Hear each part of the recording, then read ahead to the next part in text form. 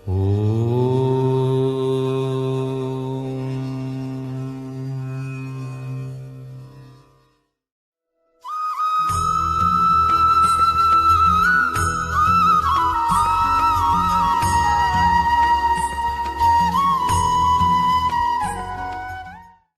मित्रों, भविष्य दर्शन चैनल में आपका हार्दिक स्वागत है।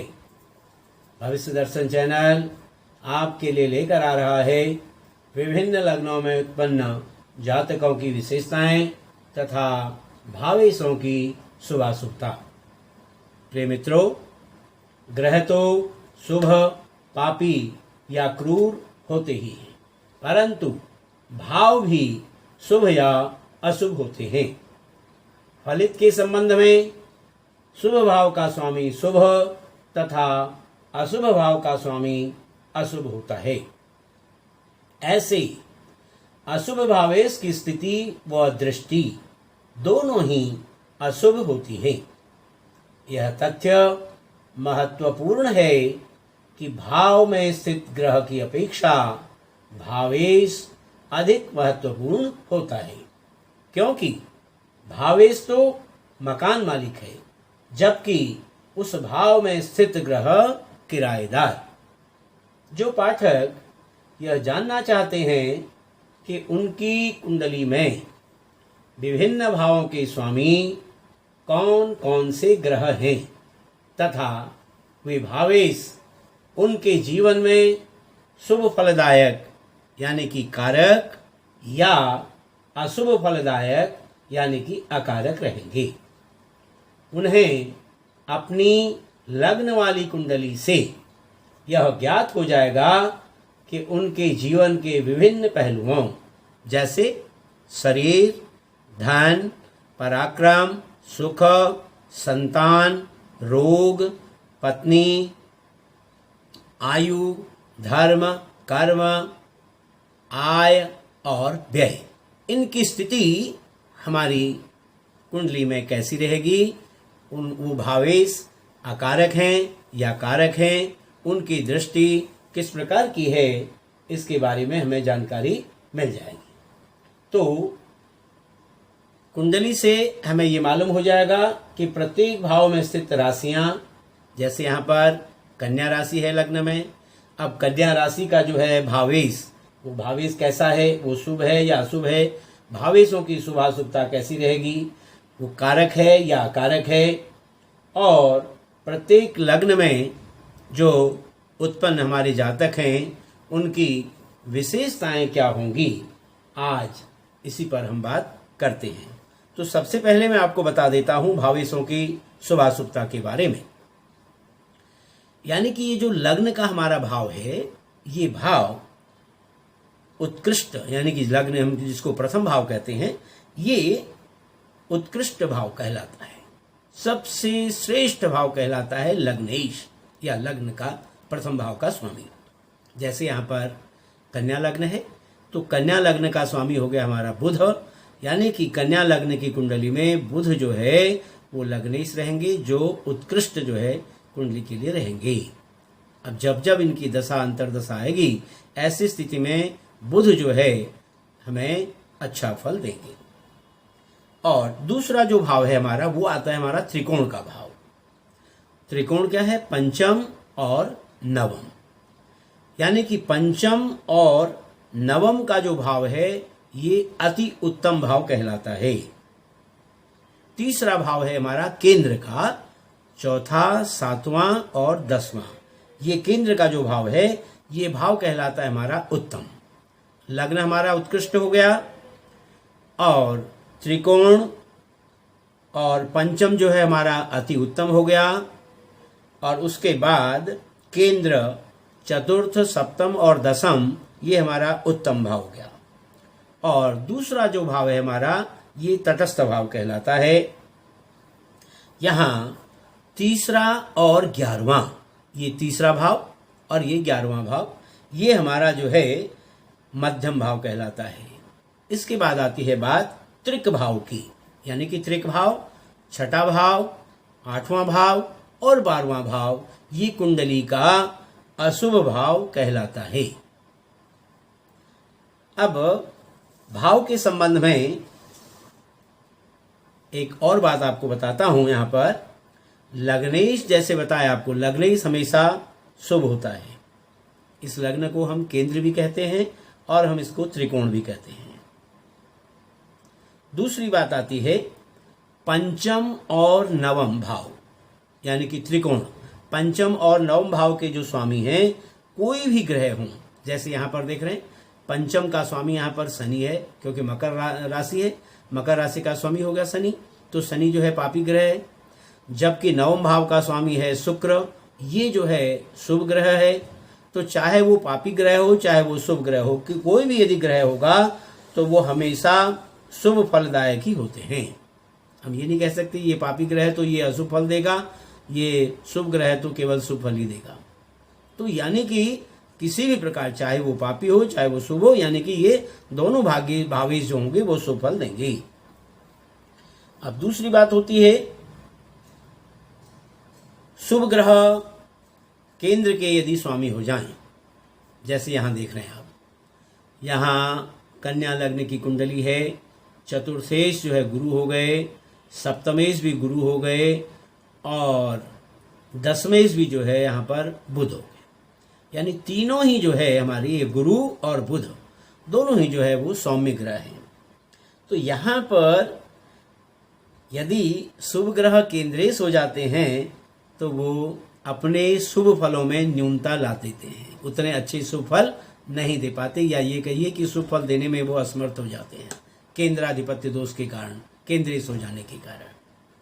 दूसरा नियम क्या कहता है कि यदि केंद्रेश पापक ग्रह हो, चौथे घर का स्वामी, सातवें घर का स्वामी या 10वें घर का स्वामी यदि पापी ग्रह हो जाए, पापी ग्रह कैसे, या यहाँ पर सूर्य हो जाए, मंगल हो जाए या शनि हो जाए, तो ऐसी स्थिति में पापक ग्रह केंद्रेश होने से वो अशुभ फल कभी भी नहीं देते। चाहे वो पापी ग्रह हैं लेकिन वो शुभ फल ही देंगे, अशुभ फल नहीं देते।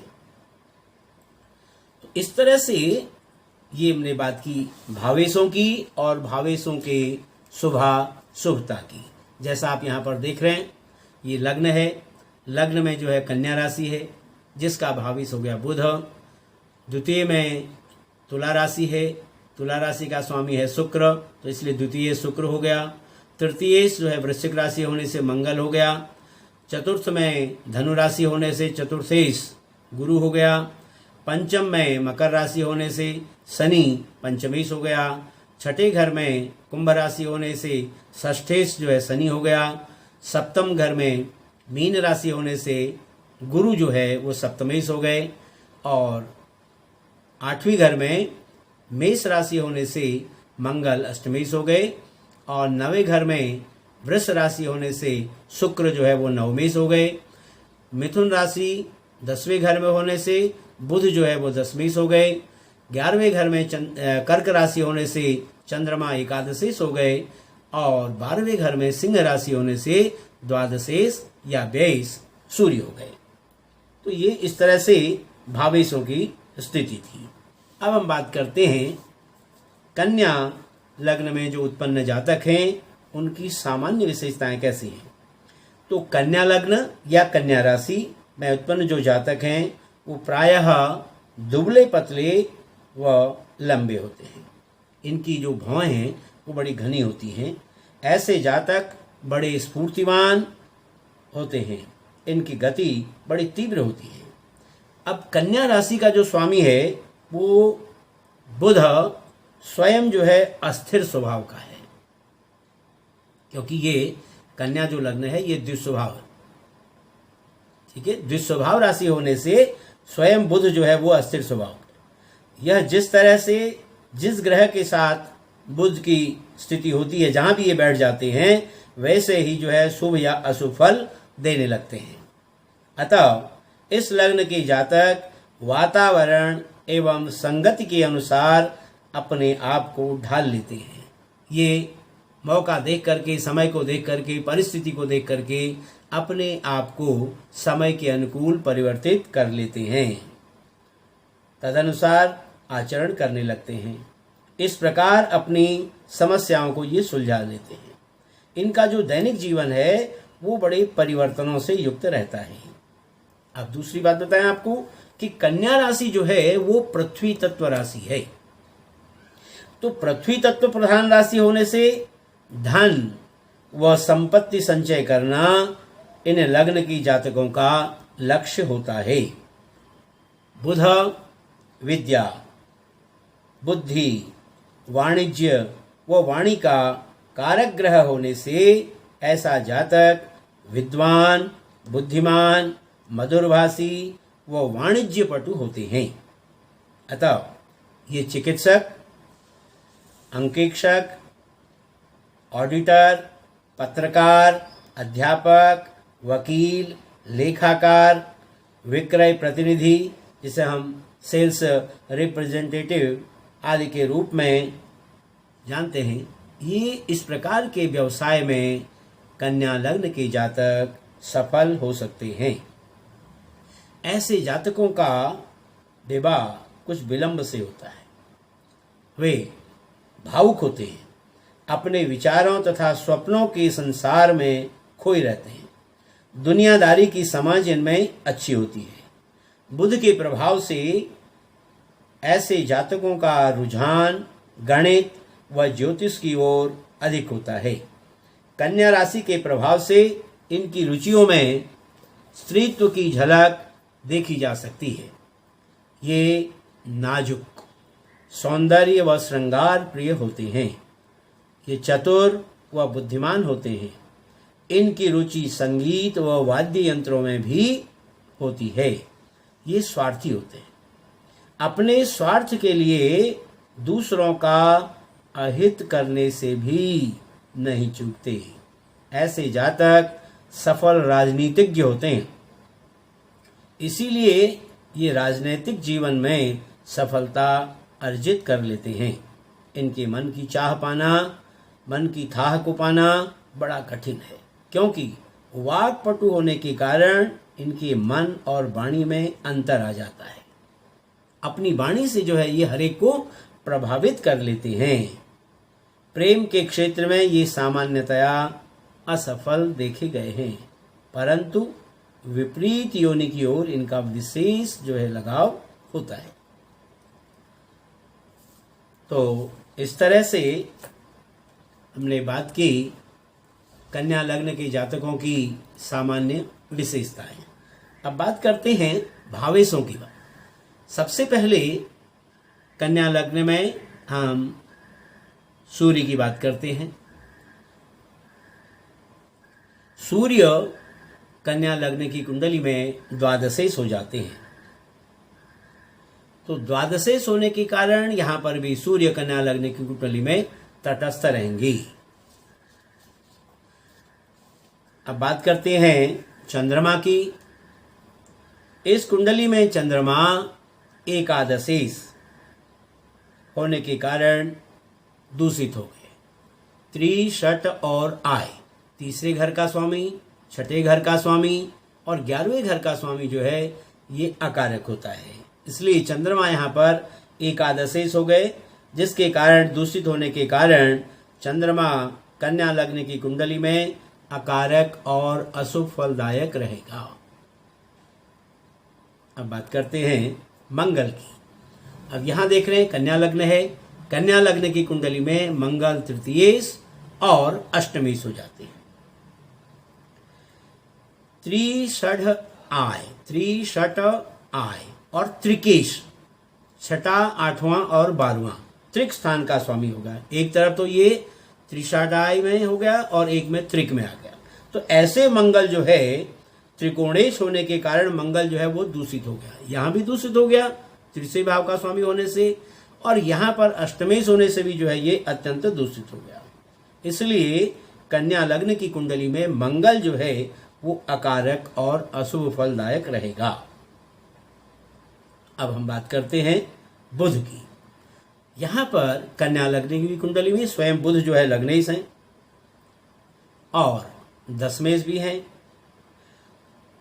तो यहां जबकि बुध जो है वो बताया आपको कि सौम्य ग्रह केंद्रेश होने से दूषित हो जाता है, लेकिन लग्नेश होने के कारण बुध को केंद्राधिपत्य दोष नहीं लगता है। दो केंद्रों का स्वामी सौम्य ग्रह, जैसे कि यहाँ बुध 10वें घर के स्वामी भी हैं और लग्न के स्वामी भी हैं, इसलिए बुध को जो है लग्न का स्वामी होने के कारण ये जो केंद्राधिपत्य का दोष जो यहाँ पर लगना चाहिए था वह नहीं लग पाया। इसीलिए कन्या लग्न की कुंडली में बुध जो है पूर्ण रूप से शुभ फलदायक और कारक रहेगा। इसलिए यह जातक को उत्तम स्वास्थ्य देगा, दीर्घ आयु देगा, सौभाग्य देगा और व्यवसाय में सफलता प्रदान कराएगा। जब जब कन्या लग्न की कुंडली में बुध की दशा अंतर्दशा आएगी, ऐसी स्थिति में क्योंकि 10वें होने के कारण व्यवसाय में अच्छी उन्नति होगी, लग्नेश होने के कारण स्वास्थ्य बहुत अच्छा रहेगा, दीर्घायु होगी और सौभाग्य में भी जो है हमको बढ़ोतरी मिलेगी। तो ये रही हमारी बुध की स्थिति। अब हम बात करते हैं गुरु की। कन्या लग्न की कुंडली में आप देख रहे हैं बुध जो है, गुरु जो है यहाँ पर चतुर्थेश हैं और सप्तमेश हैं, तो दो केंद्रों के स्वामी हो गए। अब जैसे आपको बताया नियम पहले कि भाई यदि सौम्य ग्रह जो है वो केंद्रेश हो जाते हैं तो वो अपने शुभ फल को नष्ट कर देते हैं, शुभ फल जो है देने में असमर्थ हो जाते हैं। तो वो गुरु जो है यहाँ इस कुंडली में चतुर्थेश और सप्तमेश होने के कारण केंद्राधिपत्य दोष से दूषित होकर के इसलिए जो है ये अकारक हो गए। ये जातक को शुभ फल न देकर के अशुभ फलों को प्रदान करेंगे, या ये हम कह सकते हैं कि शुभ फलों में न्यूनता रखेंगे, शुभ फल नहीं देने, शुभ फल देने में असमर्थ रहेंगे। अब हम बात करते हैं शुक्र की। शुक्र जो है कन्या लग्न की कुंडली में द्वितीयेश या धनेश भी हम इसको कह सकते हैं और नवमेश यानी कि भाग्येश। तो यहां पर नवमेश जो है वो त्रिकोणेश है, त्रिकोण के स्वामी होने के कारण जैसे आपको पहले बताया पंचमेश और नवमेश के स्वामी कोई भी ग्रह हो तो हमेशा शुभ होते हैं।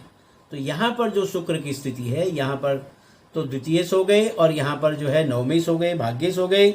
शुक्र होने के कारण बहुत ही शुभ और कारक ग्रह शुक्र रहेगा। ऐसी स्थिति में जब शुक्र की कन्या लगने वाले जातकों की कुंडली में जब शुक्र की दशा अंतर्दशा आएगी तो ऐसी स्थिति में जातक को धन, भाग्य, क्योंकि धनेश होने के कारण धन की प्राप्ति होगी, भाग्येश होने के कारण भाग्य में वृद्धि होगी। अब हम बात करते हैं शनि की। कन्या लग्न की कुंडली में शनि को आप देख रहे हैं यहां पर पंचमेश और षष्ठेश। शनि यहां पर पंचमेश होने, जैसे आपको बताया कि पंचमेश और नवमेश कोई भी ग्रह होगा वो शुभ फलदायक होता है। तो पंचमेश यहां पर शनि है, शनि पंचमेश होने शुभ है, परंतु षष्ठेश होने से जैसे बताया कि त्रि, षठ और आय, तीसरे घर का, छठे घर का और 11वें घर का स्वामी जो है वो अकारक हो जाता है। अब यहाँ पर शनि की क्या स्थिति हो गई, पंचमेश होने से शुभ हो गए लेकिन षष्ठेश होने से जो है यहाँ पर अकारक हो गए, अशुभ हो गए।